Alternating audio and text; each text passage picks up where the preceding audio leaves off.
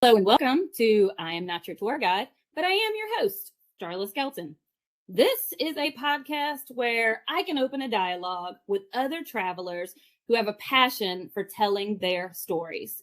So, whether you have jet set all over the globe or you have barely got your navigational feet wet, this is a place where we take a deep dive into why people travel. So today we're switching it up a little bit. Okay. So I've learned that some of the best experiences happen in life when you open up to being flexible. So when Aaron Moon, as you may remember him from the podcast, not to sound like a Hallmark movie, he is a photographer and he runs his company Pics by the Moon. But he suggested that we host an episode together to interview one of his dear friends who seems to be fascinating. So I want to welcome today's co-host and podcast all-star, Aaron Moon. Hello, Aaron. Hello. Thank you. Hello. I'm so glad you and your flowing hair could make it today to the podcast. No comment, Murph. Pieces of the blue. So, Aaron, you and I were co-hosting today, okay? So that means I am going to learn how to share this platform because, I love to ask questions. I love to talk. So me and you are doing this together today. Are you excited? Well, you're brilliant at it. So, yes. Not yet, but I'm working, I'm working towards it. So no, right. you can own that. You are. So yes. I'm actually blushing and that doesn't happen. But anyways, so Aaron, I want you to go ahead, take the floor, and I want you to introduce our guests for today. All right. So my goodness, beyond excitement here. So my absolute pleasure to introduce Frederick Deshawn Murphy, aka Murph. This guy, my goodness. He has been I'm so excited. It's so crazy.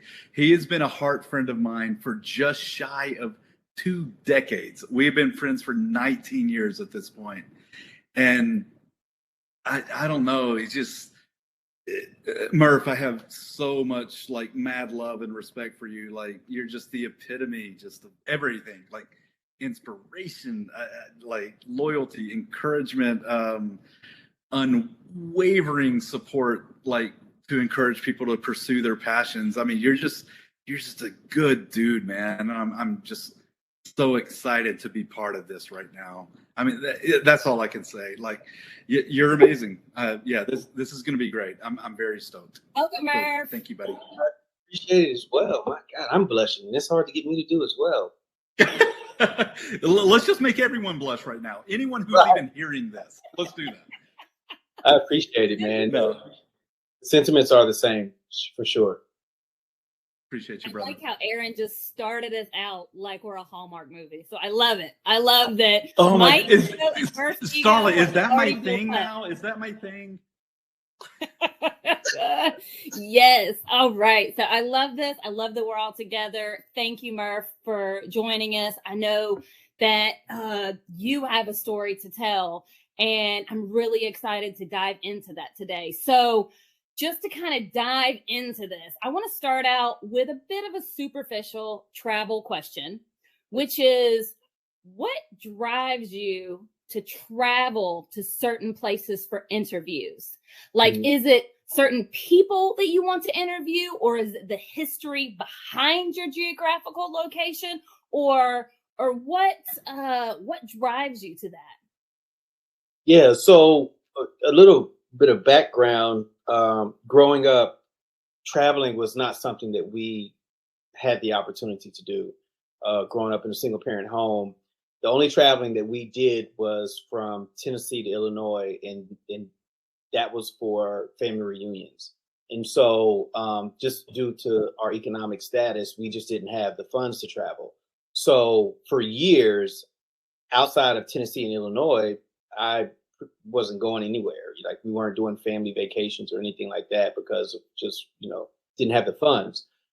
And so as I got older, I wanted to make sure that I saw more versus Tennessee and Illinois, So I kind of made a promise to myself that after I got out of high school, that I was going to explore as much of the United States as I can. And so it's baby steps, right? Because if I haven't been anywhere outside of these two states on a consistent basis, I kind of got to start with the canvassing what we have here in the United States. I surely wasn't thinking about going overseas or, to the Caribbean or anything like that. I'm like, okay, well, even if I just go to North Carolina or Texas, I'm winning, because it's not like that was something that was afforded before, right?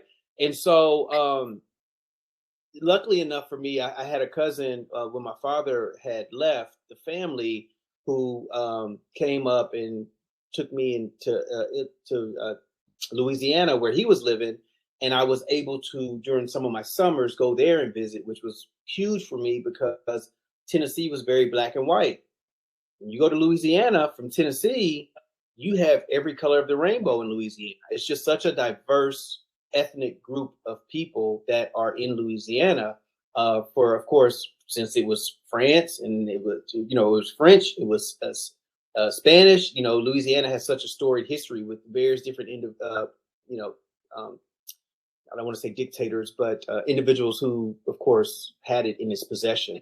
And so after high school, I kind of just took off, right? I first moved to Nashville, where I received my undergrad at Tennessee State University. And I was at the University of Memphis prior to that. And then I went to Nashville. And then the day of graduation, I moved to Atlanta. The day of graduation, we had a party that evening. Was toasted, was drunk. It was ridiculous. It was bad, y'all. Got up at like 6 o'clock in the morning the very next day and listened to Gladys Knight, the Pips' Midnight Train to Georgia the whole way down with my Toyota Corolla, 1990 Toyota Corolla, on the back of this U-Haul on my way to Atlanta without a job. And within 2 days, I found a job because Enterprise would hire anybody. So that's how that whole thing went down. And Aaron and I started work. That's where we met at. It was Enterprise. And so from there, me being in Atlanta, and I was like, wow, there's a lot of cool places that are pretty close to here, right? You have the mountains this way, and then you have the ocean this way. So I would go down to Savannah, just take little day trips. And I've always liked outdoors, so I would go up to North Georgia and do some little hikes and stuff like that. And so that's what really got my traveling, interest peaked, is once I was able to leave home. Now, as far as the interviews, you're referring to documentary work? Yes, and you know what? I should have let Aaron give a little bit of background on your documentary work. That probably would have been smart. So yeah, set us up with that. Yeah, set us up with that since we're already in. Tell us a little bit about that work. Yeah, so I became a mental health therapist and a licensed clinical mental health counselor. And I just hit burnout like badly. And I think, Mooney, I talked to you about some of that, just how my caseload was just so full. And of course, yeah. And then I always tell people about self-care. People, taking care of yourself. How are you taking care of yourself? And I wasn't practicing what I was preaching. I was only counselor on this specific campus that I was at. I was the director of counseling for like 2.5 years. And, I went to my supervisor, my dean, and I said, hey, if you don't have another therapist here within the next 2 weeks, then I'm just leaving, because I can get a job anywhere. I'm an African-American male therapist, and there's that are licensed. And so I got to leave. And so they were able to put that in place. And the second they did that is when I started getting back to some of the things that I love to do, which was collecting oral histories. I was always doing it as a kid with people in my community as well as my family. So I said, you know what, let me be very specific about what type of oral histories I want to collect at this moment, and travel throughout the Southeast and interview people about their specified experiences during Jim Crow. So that's how it started. And so obviously that's a very specific area that I needed to cover, right? And so my interviews with interviewing individuals, some of it is my own personal interest, and then some of it is really rooted in what may be happening in the current climate you're in, or you're in a past tense that they need attention brought to it. And so that is what really drives it. And so far with these interviews, I've done work in Appalachia, I've done work in the Low Country, Gullah Geechee areas, um, Eastern North Carolina, so on the coast. So I've been blessed to be able to go a little bit here, there, and everywhere with the documentaries that I direct or direct produce. Amazing. And may I interject? Like, can you like expand upon like your like just original like inspiration and like starting behind History Before Us? Like, I mean, because it's such an amazing venture and like so important. Like, where did it start from? Like, what was the origination of that? Atlanta really had well, Nashville, because Nashville was like one of the hubs for the civil rights movement. There were a lot of freedom riders that came from Fisk University, Tennessee State University, Meharry, all those different schools. There was training in those areas as well. So my interest was peaked there, and then into Atlanta, and seeing how much influence Black history had within the city's landscape. That was another area, right? And then also history within my own family that helped me kind of want to understand this thing called history a whole lot more, because of the simple fact that I felt in my K through 12 experience that it wasn't the best experience, right? And I think that a lot of people have come to understand that a lot of things weren't necessarily discussed. When you play the safe role and you only keep Martin Luther King and Rosa Parks as the only two influential people of color, I mean, come on. You just telling me we just have these two individuals and that's it? And so that's what really also kind of kicked things off. And it's just like, you know what? We see these people every day. We walk by these people every day who were fighting to get the right to vote. I mean, my goodness, it's Women's History Month, and women of color in this country couldn't vote until 1965. Like 1965, right? Yeah. So it started by being in certain cities and just kind of being very inquisitive about the landscape, the demographics, and buildings that were dedicated to this person, or highways that was dedicated to that person, or watching documentaries or meeting some of the descendants of these individuals. And that's what really, I don't want to say jump started, because I was already interested, but that's what kind of took it to a whole nother level. Okay. Starlee, I'm already like, go ahead. Yeah. I'm just like already. Yeah. Can I interject one more question? Yeah, I love it. We haven't talked about this per se, but like your own like immediate family, like how do they support you in this venture? Like what's their mindset like in conjunction with what you're doing and how amazing it is? My family's very important, and my family did have a huge role in this as well. I have Wilma Rudolph is a cousin of mine. So obviously she's a gold medalist winner. She overcame a lot of different challenges as a kid. So I have a lot of triumphs as well as challenges and bad things that have happened in my family. Aaron, I've told you this before, but my grandmother's brother was hanged in 1963 or 1964.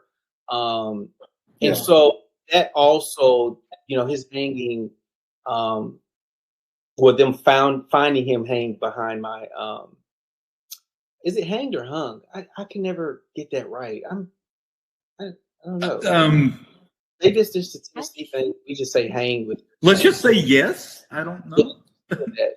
All three of us are looking perplexed right now, y'all. So rest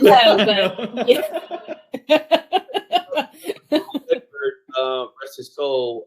My grandmother and some other folks, they found him behind my great grandmother's home unfortunately. And so that also played a role into it because I started looking at the history of lynchings in the United States.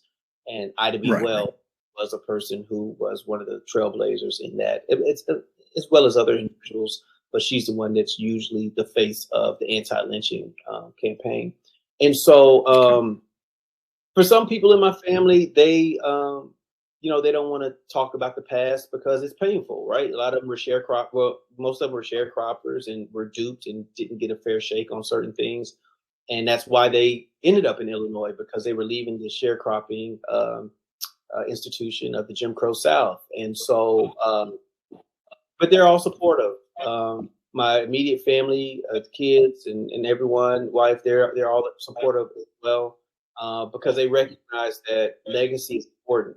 And I don't want to just be that person that, when it's all said and done, where a person just says, "Oh, well, he worked hard," he worked hard as this and this only, right? I don't feel as if we're made to be a monolith. Like we are, and this is just not Black folks. This is everybody. Like we are made to be very multidimensional. But I think that in so many different ways, we get put into this bubble to where you go to school, one thing, or if you work in this industry for a long time, then you have to do that only. And that's not living to me, right? That's not living to me. And so, everyone's supportive, and people understand now at this point it's more about legacy and educating people than anything else. Right. And your family sounds amazing. I love that you have the support of all of them. I'm sure that also builds you and has made you into the person that you are. So me being a host that's trying my best, I was stalking your website. So historybeforeus.com. Okay. Yep. Historybeforeus.com. Well, I'll let you talk more in depth about that later, but that was your website. So first of all, I love the layout, the artwork. I don't know who did it. Beautiful. But I rented one of your documentaries, Sweet Home Alabama, a chief and his protege. And man, I mean, you're talented. Okay. Like I loved the overall rhetoric of being resilient. And I love that you have, I love your creation of this platform for people to tell their stories. So I know how you said that you're a therapist by trade. So do you believe that being a therapist is helpful at all when you're interviewing these people? It made me more confident when I started this process, because I tell people all the time, I married what I learned from what I gained from a technical skill standpoint, from the counseling piece to my passion. A lot of people can say that those two things intertwine with each other, but because I have to sit down with people and get the most out of them, whether it's a counseling session or if there's an interview for a documentary, then I definitely bring in those counseling skills for sure in making the person feel comfortable and getting the most out of that person. And so with that being said, especially when people know that I'm also a therapist, it comes with a lot. So I take on a lot, right? Especially when I'm talking about things that's connected to trauma. I'm talking about history. And so there's a lot of trauma history as well. And so, but then there's also the power of individuals being able to feel comfortable enough to purge and express themselves in a space to where they may feel as if they know that this person can handle it, right? And that they're not going to spook me, right? Because I've been in the field of counseling since 2005. So there's not a lot that I have not heard, but that does not necessarily mean that I'm not affected by it. It's just that I've learned how to manage that by being a therapist, right? And so it has definitely helped in so many different ways. And some of these interviews actually, sometimes they sometimes feel as if they are counseling sessions, to be honest with you, because people haven't talked about certain things in such a long period of time, or or people have been waiting to talk about some of these things that they just, may have not felt as they were important enough because they did not reach the height of what Martin Luther King or Rosa Parks or this person or that person may have done. And for the listeners, I'm alluding to those two individuals because at the moment, a majority of my films are focused on people of color, unheralded stories in various different communities that aren't necessarily in the history books. So that when I say those two names, it's just for context and context only. Can we like piggyback on that and I read you a direct quote that you told me 2 weeks ago on a phone call? Oh, golly, I tell you all kinds of stuff. Hopefully I remember. All right. No, I'm gonna read it. I'm gonna glance to my right so you'll see my eyes shift. But I'm gonna read you what you told me, and I would love a little bit more. All right, cool. So you told me you were providing a platform to provide someone to talk about something healthy or painful, mostly empowering. Elaborate, sir. I love that quote. There is power in storytelling. There's power in place, right? And it is a very empowering thing, and it's a very human thing to do, to say that I'm invested enough in your story that I want to come and sit down with you. I want to travel however many miles it takes for me to travel with you, right? Yes. Or to you. Yes. I remember this one interview that I did in Jamaica with this brother that was from Charleston, but he was in Jamaica, and I was sitting down with him. And, we're in a whole nother, we're not in the United States, and we're sitting down and we're talking. And my questions were, and he was living in Hawaii at the time, and he lives in Hawaii actually, but we were in Jamaica, and I had him jogging his memory, thinking about things back to his childhood in Charleston, South Carolina. And some of the things that he was talking about was, man, these questions haven't been asked in such a long period of time.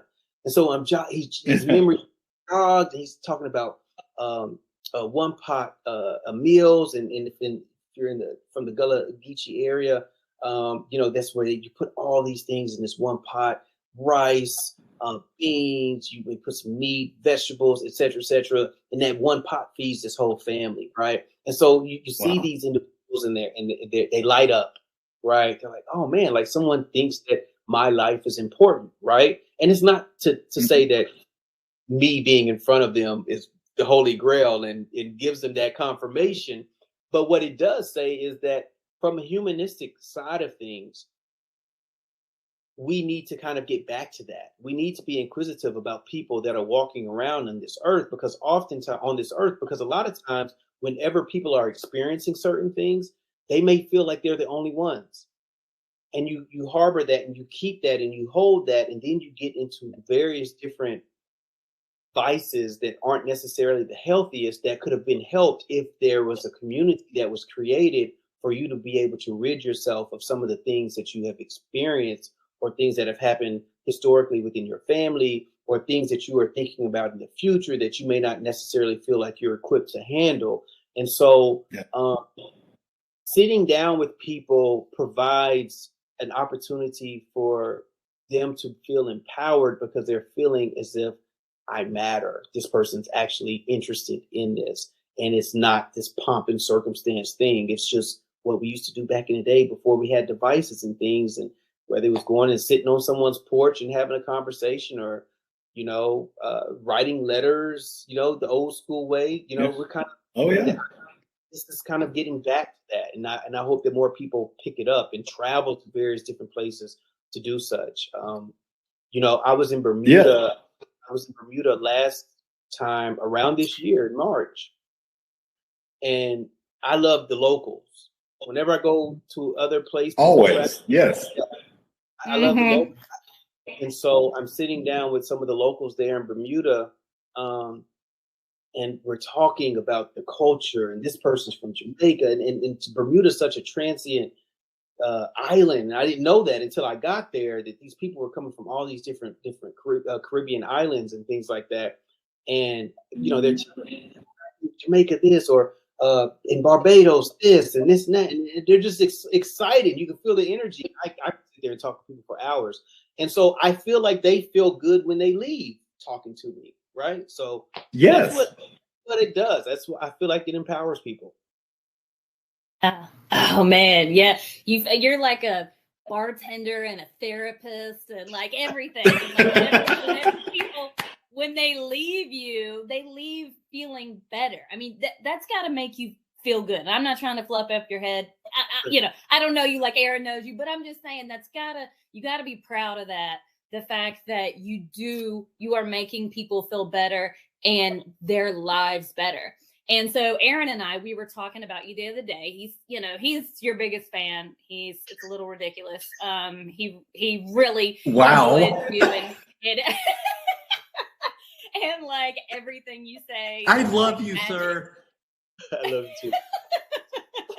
But he was telling me a lot of interesting things that you have said. And one of the things he said, and I'm going to read it. He said that you said always a silver lining where a person can establish their own empowerment, right? And so whenever you're speaking to these people, whether it's in a different country, whether it's here, whether it's traveling up the Southeast, like, do you feel like you are able to, and I'm not grasping my words here, but do you feel like because you have the ability to travel and to visit these places that you're able to keep history alive? History will never die, even though there's been multiple attempts, even now, as you all know, for it to be handpicked. And so that's why I like my platform, because a governor can't tell me what I can and can't discuss. I started this from the standpoint of passion and seeing a void that was needed. And so money wasn't my motivating factor in doing this. It was literally wanting to learn more and seek the quote unquote underdogs, if you will, to find a sense of understanding and a way in which that, again, I can empower them. And so, with that being said, the reins that are on some people, right, the puppet master or the puppet strings that some individuals have to adhere to, I don't have to do that. And so there's no restrictions on what I post unless they unpost it or what they take it down or what have you from a social media standpoint. But there's always somebody out there that wants to hear the truth. As a matter of fact, I just left Virginia. I just got back from Virginia today, roughly around 3:00. I was at William and Mary College, giving a presentation about some family history in Alabama. And there are people out there who are completely in the dark about certain things as it relates to history, and they want to know and they want to learn, right? So it's kind of like the things, and this is just for me. Whenever the pastor told us not to do anything, I went and did it. So what's happening is are trying to suppress certain histories. You also have people that have that same mentality. And it's like, well, if you're trying to keep me away from something, there has to be something in there that I probably need to know. So some of this stuff is working against the people that want to suppress and oppress various different histories, and they don't even see it. They don't even see it. Listen, we're nosy as people, as human beings. We're just naturally nosy in most instances or what have you. So yes, I feel that the platform and the work that I do and the places that I travel to highlight will definitely, hopefully, lend to the landscape of this thing called history. Can I actually expand on like highlighting you? Because you and I, like a couple months ago, went to like your film festival where your documentary series was being portrayed. That was amazing. It was so exciting. And thank you for letting me play part in that, by the way. But like, can you talk about that a little bit? Because it's so cool. Like, it's educational. I don't know. It's really neat. So yeah, like, can we chat about that for a minute? Yeah, definitely. So it's the film festival circuit is what I call it. Like, after I finish a film, if it's solely produced by me or and directed or co-directed and co-produced, if I have an agreement with whoever I did the work with, submit to these film festivals. We travel across the country for them, and that one was the Cobb International Film Festival, which was amazing. It was so much fun. Was it? Yeah. Oh my God, this guy's freaking brilliant. Just yes. So he's crazy. So what's he doing on here with us, Aaron? Let's just see it in, man. Y'all are too much. So you go get your films to these various different film festivals across the country, and then some overseas. And you get the invite as a filmmaker. You get a pass, and you usually get a couple of passes for people to be able to attend with you. And so I think this year, within the past year, with Sweet Home Alabama, and then another film I did, I think over the past year and a half, I've been to like 7 film festivals thus far. Okay, for one, you've only invited me to one, so we'll talk about that after the fact. So because it was regional, I got it. We want to go here. So we're fighting now, but that's later. We'll talk.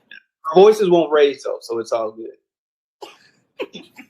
But yeah, those are the film festivals, and it's a bunch of mostly independent filmmakers that just see a void in some type of area and tells great stories. And it's really for the independent thinkers, the individuals that aren't necessarily pigeonholed into various different things as it relates to certain genres of film and things like that. So yeah, it's beautiful. I love going to them.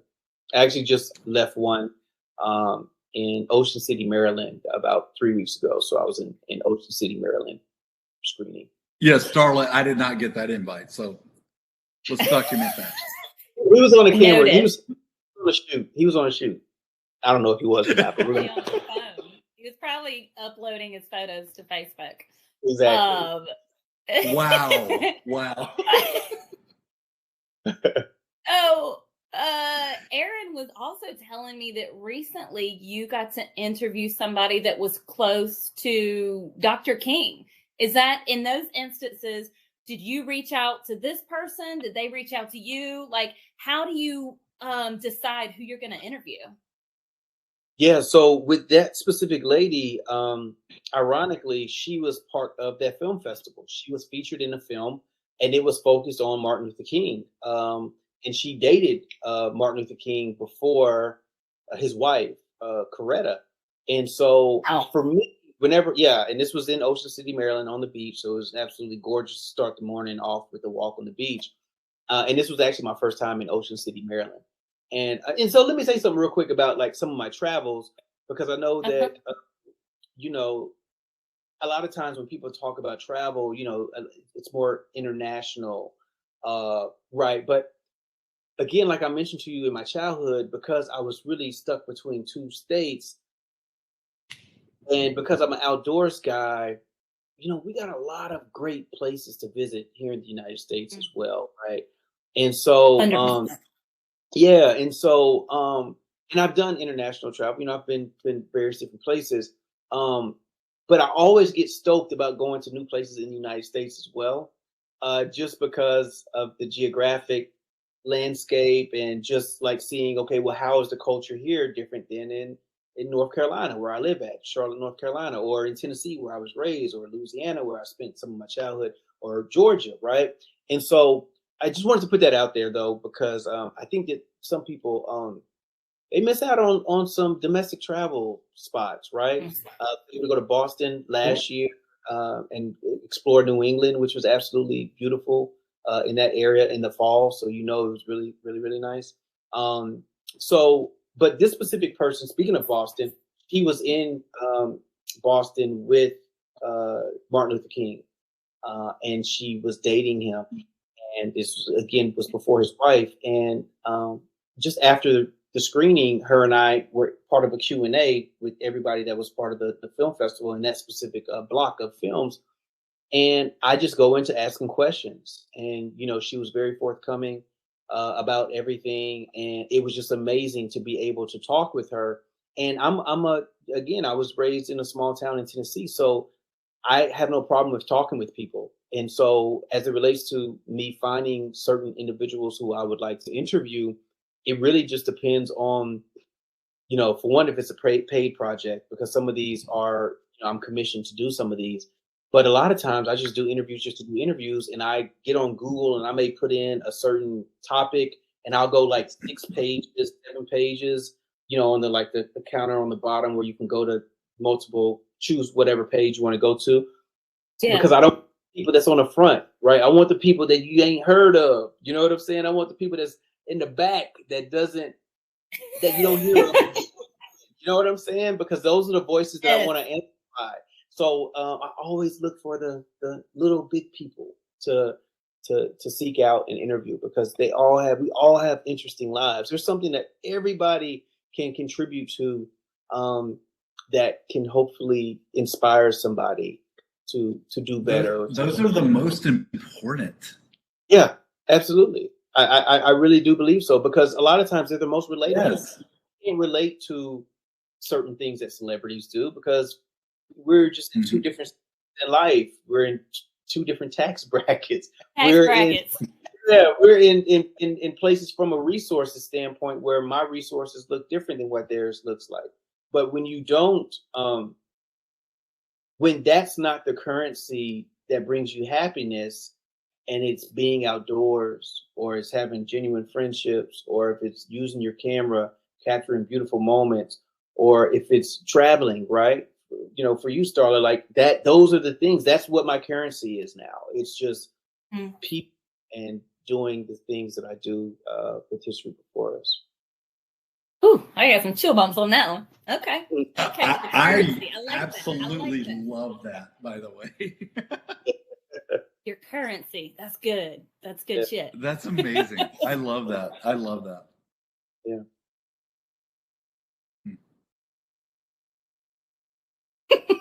All right. So I was so moved by that I had a Yeah, you were. I could see it. Quick pause. We had apologies.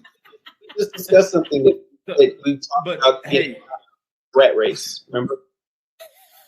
Yes. Merv, I want to bring up another quote that you did. Okay. All right. And I want you to expand on it because you're brilliant. So I'm going to read it. From his there diary. Are change agents. There are change agents all around us, and we would be reckless to not discuss their stories, uplifting the little people who do not have a glorified platform. What platform are you able to provide for these change agents, especially regarding when you travel? I'm so intrigued by that. So that's a quote that I said. You said that 2 weeks ago. Damn, man. You may need to give yourself a little bit more credit, by the way. So yes, you said that. Okay. So let's expand on it, man. Let's talk about it. Yeah. So, you know, change agents again is using your tool, right? It's using the intangible things that you may not even know can help somebody, but it actually helps somebody. So, like Aaron, when you had mentioned to me, you mentioned to me that there was a person that you did a shoot for, and you know that person, one of the individuals, unfortunately, had passed, and I think somebody had gotten a tattoo of this person, and it was your picture that you had taken, right? So those are the things that I'm talking about. Are the things that we may not even know serve as a huge impact for other individuals. And we may not ever know it, but if we don't necessarily go out there and seek it and do things to get that type of praise, and it just comes organically, right? Because we're being our true, authentic self. The universe has a way of spinning it back around to where you recognize that this is a purpose, and this is a good purpose. And I didn't even expect or know that this instrument that I use, or this opportunity that I create, was going to be that impactful for people, right? And so that's what I mean by change agents. Go ahead. Yeah. Can I interrupt you real quick? And I will literally say, Starlet, don't cry. Murph, you are one of my change agents. You are. So go ahead. Yeah. We've been through a lot. We have. Through a lot. We have. And so even like with this platform right here, Starla, like when Aaron first brought it to me and he was talking about travel, and at first I was like, I may not be good for it because I don't do a lot of international traveling, right? Like, I mean, I go to some islands here and there, right? But and I have some trips that are lined up. Like Gambia is one that I think I'm going to be able to pull off this year. Oh, wow. I didn't know that. This year. So at first I was like, I don't know, because like, it just depends. But here we are, right? And we're mixing in travel so travel is a wide blanket for it. It's not just, stunting for social media and it's, to show X, Y, and Z, right? It's traveling with purpose. And I feel that that's super important. And that's when I agreed to it, I'm like, well, the travel that I do, I feel like it has purpose. And I've been told it has purpose by other people. So yeah, this is going to be a good thing to do. So yeah. So thank you, Starla, for that platform. And I didn't look at it originally from that standpoint of, I looked at it solely as the recreational piece. But, I think that, traveling with purpose is just as good. Traveling with purpose. Dang. You gonna make me change my podcast name. That's like real good. That's legit. I love it. For real. And and I'm not knocking any sort of recreational travel whatsoever, but I mean, there is, under the umbrella of travel, there is a huge amount of people that I'm sure, hopefully I'll be able to interview one day that have stories about their philanthropic adventures through travel. And just, you can be a change agent through your traveling as well. So there's so many, traveling opens up so many more opportunities. Like, you get to talk to so many people, from all over the place. And, I was thinking about this whenever you were talking earlier, because I am inspired by your stories, because I am a believer in telling your stories and giving somebody a platform. And, same with my podcast on a lower scale. I'm like, hey, I don't need to just talk to the people who have climbed Mount Everest, right? Like, I also want to talk to the people who went to the Grand Canyon. They looked out. It was their first time, going anywhere in the United States. And they just had that moment where it changed their life. So, like, again, travel is, I'm giving that example on a minor scale. It doesn't relate per se to what we're talking about. But I'm just saying that earlier when you were talking about talking to people who we haven't heard their stories, it made me start thinking, like, we really do have such a limited view of history. Like when you said we hear about Dr. Martin Luther King Jr., who's amazing, and Rosa Parks, who's amazing, in our history books. Like, and this is a question, who is writing our history books? Like the curriculum that we, that my daughter reads and is taught by, and our kids, like, nothing against white men. I am white. Aaron's a white man. But what narrow perspective is of this, the history of Black people, if we're just hearing it from a couple of white guys who are writing our history books, right? So yeah. I think what you're doing is incredibly important to give such a broader perspective, right? Yeah. History has been written solely in from an educational standpoint, mostly. by white men. And, there's oppressive factors there as well for white women, even if, some don't want to admit it. You have the whole stand by your man thing, right? But there, this is, again, Mooney, no offense because you are a white man. But yes, it has largely been written by a white man, at least here in these United States, right? And other places as well. And when you look at these different curriculums in from your K through 12 experience and maybe even your collegiate experience for individuals that have attended college, you can see how one-sided it is. I mean, let's just be honest, right? But then when you come to pages and social media stuff, social media platforms like myself, and then all these other content creators that are out there, even in your own communities, like if you look at even your own communities and look at the contributions of not only white folks, but Black folks, Asian folks, indigenous folks, Afro-Indigenous folks, some instead of indigenous like to be called American Indian or Native Americans, whichever, floats your boat. It is expansive, and we limit ourselves when we don't have access to those. But from hierarchies and stay in power, you have to brainwash the mind to feel like this is the only way. And because in the South, you get more of that in the South than anywhere.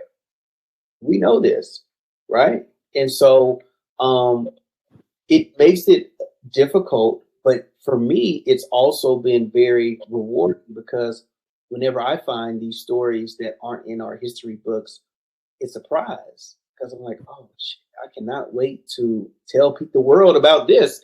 And I'm sure a lot of people ain't known about, right? And if you're open-minded and you can be flexible and eclectic enough to learn something new that will increase your competency, then hopefully you'll take a look at it, not take offense to it, because Lord knows I've been taught not to take certain things throughout my years of being a person of color in this country, right? It's shoved down my throat on a daily basis. Hopefully other people can do the same thing. A history that may not be as revered, right, than other people's. Mm-hmm. Do you find it strange? I don't know if that's the right word for it, but the fact that two white people right now are incredibly interested in what you're doing. Like, when you started what you're doing, did you think, oh, wow, this is really going to change the perspective of white people as well? Like, was that one of the things you wanted to do? I didn't necessarily focus on that piece because I was very well aware of the working relationships with Black folks and white folks throughout history.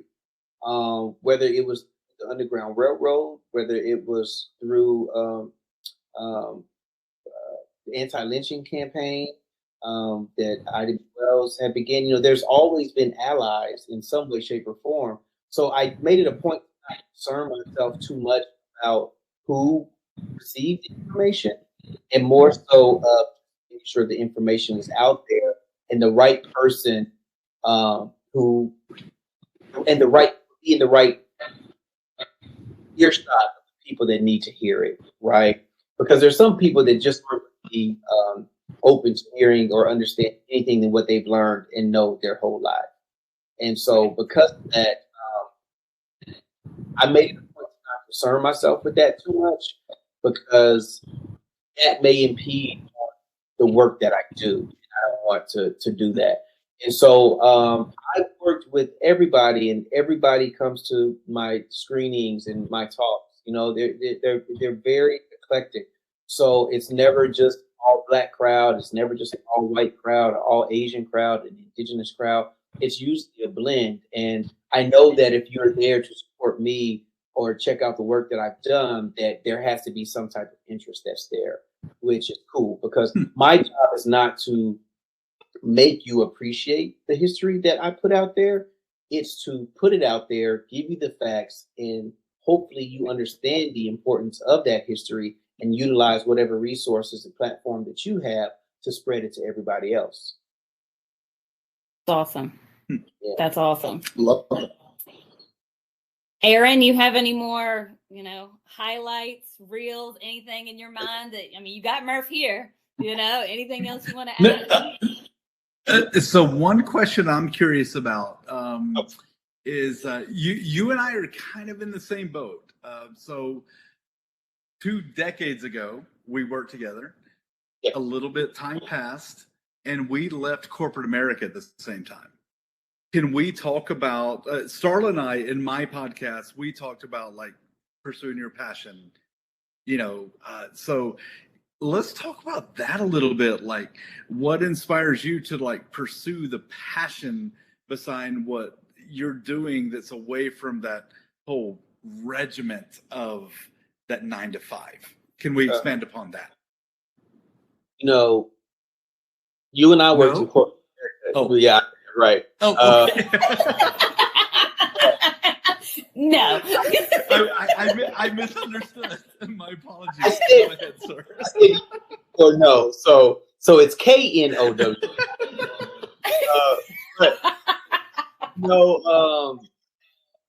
You and I worked in corporate America together. Yes. Man, we would go down during lunch break and drink. There was one time where I had a cup of tequila on my desk, and they would always. Oh, I remember. Yes. In the like little tennis balls or what have you in the office in the call center where we worked at. And one time that damn ball hit my cup, and it was tequila. And I know that people smelled it. And it corporate happens, man. It happens. It's right. Like we were in our early 20s, working downtown. Starla, we were just babies. I mean, babies. Yeah. It was floor or something like that. And so in a building downtown Atlanta, I think that coming out of college, you are looking at life as I want to get into this space, corporate America, perhaps. And this is back then. I want to move up the ladder and I want to be the top dog and this and that. But then when you get out and you start recognizing, shit, I don't know if this is fulfilling, right? Like, am I going to be able to amass the amount of money that I want to live the type of life that I want to live by working for somebody else? And is money my motivating factor to where I'll sacrifice so much of the things that I want to do to be sitting down in this space from 9 to 5 or even longer than that? And this is no knock for individuals that love that type of work. I think that over time, I just was growing out of it. The more and more I became interested in doing things that I've always done on a whole nother level, right? So like when I do go hiking, go biking, or things like that, I'm like, man, I wish I could have one more day. And I would have one more day if I didn't have to go back and sit at this desk. Right. And so like you get to this point again, where I say choosing what your currency is. And my currency is being able to not be tied to something to where I have to be solely to where I have to be responsible for, because I've been a manager, I've been a supervisor, I've been associate dean of students, I've been a director of a counseling center. I've held those managerial positions, and it came with more stress than anything else. And it prohibited me from being able to work solely into what it is that I love to do on a daily basis, which is history or travel or to go and enjoy the outdoors. And so it's a liberating thing for me. Of course, yeah. 4 or 5 years when I've kind of stepped in that water, nervous, scared as hell at first.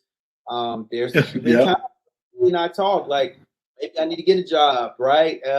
But when you're good, I think that the Creator, when you're a good person, genuinely, I think that the Creator takes care of you. And Aaron's always calling me, I may have to go back, and then boom, this awesome opportunity comes about a day later. He's like, yeah, maybe not, right? And so those are the things that you kind of have to grapple with when you step into this space. But you can't be a fool, right? If you're running low and you've got to be out on the streets, you need to get yourself up in somebody's office. But it brings liberation, man. There's a freedom to it and a feeling to it that is just undescribable. Okay. I can 100% agree with everything you said. So my last one is excluding myself, and now you meeting Starla. We gotta put this toward travel. Who is excluding myself and I Starla? Who is the most influential person you have ever met? I messed that up. While traveling, besides us. Well, man, there's so many people. Curious. Yeah, and it's not going to be like, it's not even a one person thing. And first, let me say this, right? Okay. You all can't see this, but Starla has this sweater on, and it's blue, and it's for the national parks. And I have the same one. Yeah, and I have the same one. Do you really? Okay. Yeah, green. I have the green one. We got it from REI. I'm a member, so that's awesome. REI, if y'all hear this, we're members. Okay. It's an exclusive club, Aaron. I don't know if you got the invite. I think. Can I be in that club one day? Get you in the club. And see, I've tried to get Aaron to go hiking and biking with me. I've told him about. Well, yeah, that's not happening though. That's not happening. Terrible. Us three are going to have to. We're going to have to get a hiking trip together in North Georgia mountains. Like seriously. I'm sorry, you were breaking up a little bit. I didn't get that. Lies. That sounds great. Let's do it. So, as far as I'm going to be honest, a lot of the inspiration that I get for travel, is via social media, man. It's seeing people that are, I'm just getting in this RV. I'm going to here. I'm going there, or I save money. I'm going to this place or that place, and I that like my feed on my timeline is mostly people traveling. It's nature. It's history. Like those are like my main things. Like I don't really subscribe to craziness and drama at this point in time in my life anymore. And so what has become my passion and what kind of keeps it fueled are just the people that are on social media that's going to these different places that are just that I would have never even thought about. And I'm just like, that's pretty dope. And I'm saving these places, I'm writing them down. And whenever vacation times comes around, I may go back to that specific post that I saved for that person, and I'll follow the itinerary that they have. And I've done that. That's what I did. That's what I did for Bermuda. And so, it's just your ordinary, everyday people that had made the decision to say that I want to keep a healthy, holistic balance in life. And part of that includes travel. And these are the places that I go to. And they take amazing pictures and amazing videos and make it very enticing. They're not super makeup. They don't have on all the makeup. They don't, they're not doing it for show. It's just that, hey, this is what I do, and this brings me happiness. And the reality is that's the same sentiments that I have as well. So it's a. I love that. Okay, cool. Yeah. Yep. Awesome. So Aaron, keep posting your pictures. No. Keep posting, your travel pictures so that we can be inspired by it. Yeah. So this has been amazing, and I have had so much fun. You are so well spoken, Murph. It's almost intimidating. I love it. But before my God, it's so crazy. Yeah, I know, right? So before I ask you to share, a couple of your upcoming projects with us and, kind of promote whatever you want to promote, I do want to do something quickly that neither one of you are expecting, but I always love ending these podcasts with a few questions that revolve around travel. But because you guys have this friendship, have this bond, I think it'll be fun, and I kind of want to exploit your friendship. So I have 5 questions to ask you guys together. Okay? Are you ready? No. Aaron, are you ready? Yes. Okay, here we go. Yes. Number 1, if you guys were going on an international trip together, who's the bougier travel between the two of you? You better not say it. I'm letting Murph respond. So, it would be me because Oh, it would be me yes. because, and I'll say that because see now I have some food allergies now that I've gotten older, right? Like, Oh yeah, some dietary and restrictions. there's a certain type Yes. of bourbon that I'll drink that Aaron can still drink Jim Evans and I can't. Like, I can't do Cheers, it. sir. I got to level up. I just can't. My body can't take it anymore, right? So it will probably be me. Yeah, there's certain things that I gotta do So now. I just won the first round. Yeah, you. So, I'll be. yes. Yeah. Okay. I like steaks and shrimp and all this. And Mooney can eat some Chef Boyardee all day. So no problem. That was not a compliment, sir. No. All right, Oh, Starling, that's go terrible. ahead. Okay, number 2. If you guys were asked to pack each other's bags before a trip, what is one thing that you would definitely pack for the other person? Oh gosh. Good question.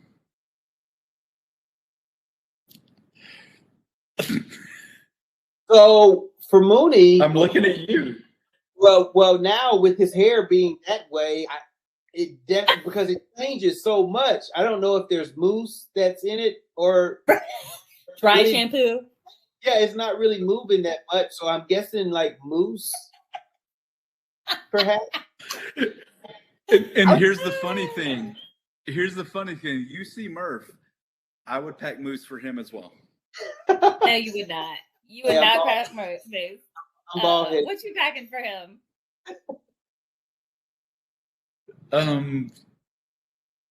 Water? I don't know. Oh, water. Okay. Okay. Well, you have a good friend. That's so much pressure. Pressure. He's worried about your basic necessities, Murph. Okay, we'll go to number 3 then. Who would be the first person to lose their temper on, let's just say, a gate agent if your luggage was lost? I've never seen Aaron mad. I think that if there was an ant to walk across the road, he would jump out of his car to go pick up the ant and make sure.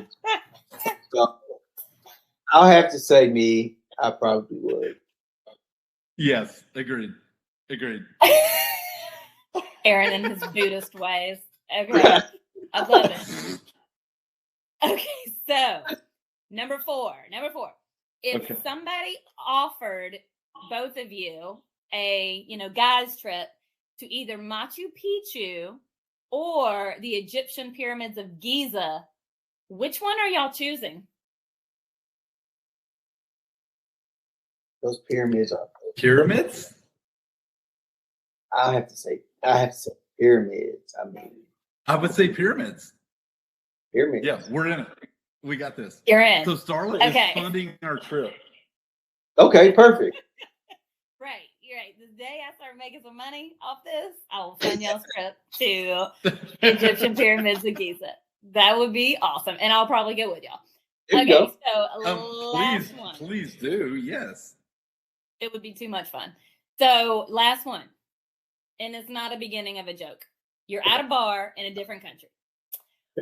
Who is the one who would? Who is the one who would start a conversation with a stranger first? Mooney. This guy. Yep. It would happen. It would happen. I wonder if because Murph, like, your job is talking and speaking. There's got to be sometimes like at a bar where you just want to decompress. And true. I can see you and Aaron sitting at a bar, and then somebody sits down next to you. I could just see him immediately being like, "So, why are you in the Giza pyramids?" So my conversation would be just a given. His would actually be beneficial. They both have their purpose and their place. You There you go. It is what fun it is. It is what it is. Yeah, fun, casual conversations at the bar. Sometimes that's just what you need, where you Yeah. don't go into depth Yeah. when it is Yeah. superficial, when you can talk about the Braves, go Braves, or whoever else you like. I mean, there's something special about that as well. I agree. Absolutely. Absolutely. So thank y'all for playing that with me. That's always fun. I like to see where your mind is at whenever it comes to just, basic superficial stuff when it comes to travel. So that's so stressful though. Oh my God. Ew, I don't know how you survive these trips. I barely got by. So Murph, what do you have to kind of wrap us up here? What do you have going on right now? Where can people find you? Social media? I threw out your website earlier, which is keepinghistoryalive.com. Yeah. So there's a couple of things I have going on. And people can find me at History Before Us on all social media platforms. Twitter. I don't tweet a lot though, but golly, what are they? TikTok, being I have it now. I don't know what's going to happen with that, right? That whole debacle. So right. TikTok, Facebook, Instagram, and the website. All that's History Before Us. And my films are on the website as well at historybeforeus.com. And my email address is historybeforeus@gmail.com. And what I have coming up next, I have a couple of documentary releases that are coming up. Appalachia Soul is one that's going to be coming up in the fall. Duality, a collection of Afro-Indigenous perspectives, is going to be released this fall as well. And I'm working on a series titled The American South as We Know It. And it was my very first film. Aaron, you know this because you took pictures of me in that. Absolutely, yeah. But I've turned it into a series. And so I'll be traveling throughout the South, again, collecting these stories, but it's going to be a series, a docu-series, where the episodes will be about 23 minutes each versus a documentary, a full-length documentary. So that's going to be pretty fun because I already have a couple of places that I'll be going that I know right now, which is St. Helena Island, which is down in South Carolina. I will be in Atlanta filming the person as well. And I'll actually be in Atlanta. So yeah, Starla, if you're free, please come out. April the 7th. Yes. National Center for Human and Civil Rights. So I'll be screening a documentary there and have the participant in that documentary. She'll be joining us for a Q&A. So I'll be in Atlanta for that. And I have a couple of other things. We Can Do Better, which is a film that I collaborated with Eastern Carolina University and the Phoenix Historical Society. And that's going to be released here in April. So a lot of good things coming up, and definitely still traveling, doing presentations and checking out historical sites. So it's beautiful. Thank you. Oh, yes. I love this. Historybeforeus.com. I'll edit out where I said Keeping History Alive earlier because I had a brain fart. Anyway, so historybeforeus.com. We're checking you out. I'm excited. I am going to also, Aaron, maybe we can talk about going to support him on April 11th. That would be awesome. But yes. Right? Yeah, that would be awesome. But overall, I love how you're building and sustaining a community that revolves around hope and love. And I admire how you're using the benefits of travel to keep these places and to continue this dialogue on keeping history alive. And so we can continue to examine the past to avoid, and in turn, we can develop a better place for society. And so thank you for everything that you have done and you're doing to make this world a better place. And thank you for joining us. And Aaron, do you want to tell your friend anything before we leave? I just want to say, brother, I appreciate you. I love you. You're freaking amazing. So this was amazing. Yes.